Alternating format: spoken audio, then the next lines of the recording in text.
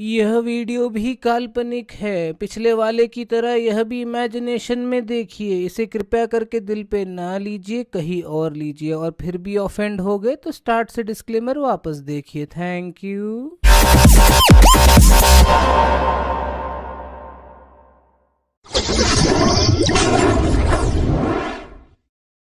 অনেক ফোন কেটেছিস, এবার মুদিখানার দোকান থেকে মাসকাবাড়িগুলো নিয়ে। তোমরা কি ভাবলে আমি এমনি এমনি চলে যাব? আরে আমি একজন মেকআপ ইনফ্লুয়েন্সার বলে কথা। আমি যদি মেকআপ করে না বেরোই তাহলে আমাকে লোকে চিনতেই পারবে না। হে গাইস, আজকে আমার মার সকাল থেকে খুব পাতলা পায়খানা হচ্ছে। আমি নিয়ে যাচ্ছি একটা হেতুড়ে ডাক্তারখানায়। আর আমি ডাক্তারখানায় যাবো মেকআপ করবো না, এটা কি কোনোদিনও হয়? कहां से आते हैं? হে গাইস, আজকে আমার গোষ্ঠীতে একজন মারা গিয়েছে আর আমি শ্মশানে যাচ্ছি। আর আমি শ্মশানে যাবো মেকআপ করবো না, এটা কোনোদিনও হয়? তাই 2 কিলো ময়দা নিয়ে বসে পড়েছি, এটা আমার পুটকিতে ভরবো। তোমরা কি ভাবলে আমি এমনি এমনি চলে যাব? আরে আমি একজন মেকআপ ইনফ্লুয়েন্সার বলে কথা। আমি যদি মেকআপ করে না বেরোই তাহলে আমাকে লোকে চিনতেই পারবে না। না না না, তুমি কোথাও যাওয়ার হলে এমনি এমনি যাও কখনো? তুমি তো একজন মেকআপ ইনফ্লুয়েন্সার। তুমি কোথাও যাওয়ার হলে 2-3 কিলো ময়দা নিয়ে বসে পড়ো এবং সেটা তোমার পুটকিতে ভরে নাও। এবার কিছু মানুষ কমেন্টে এসে বলবে, বাবা সামান্য তো মুদিখানার দোকানে যাচ্ছ, তাহলে তো পার্টি মেকআপ করছো কেন? আরে তোমরা বুঝবে না, এগুলো হচ্ছে এক প্রকার নিনজা টেকনিক, যাতে আমাকে আগে সব জিনিসগুলো দিয়ে দেয়।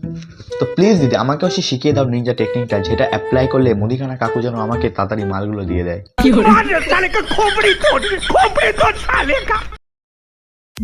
হে গাইস, আই এম জয় আর আমার চ্যানেলে আপনাদের স্বাগতম।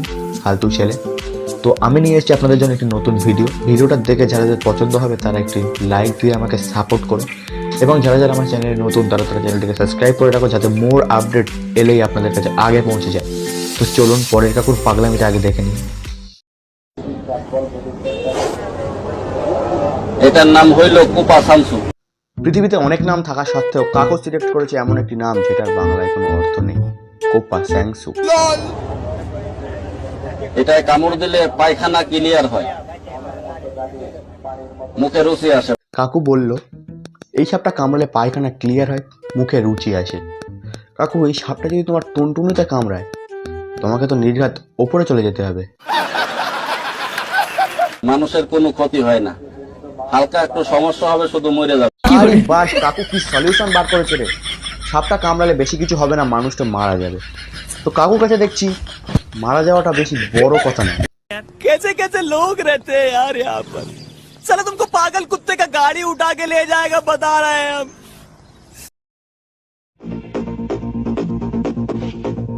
গাইস, কাকু কিন্তু প্রথমে হাতটা দিয়ে দেখিয়ে দিল যে দাঁড়াও, এখন লিপসিং করার সময় হয়নি। তো ফটাফট করে নেক্সট যে অংশটা আছে সেটাও দেখে নেই।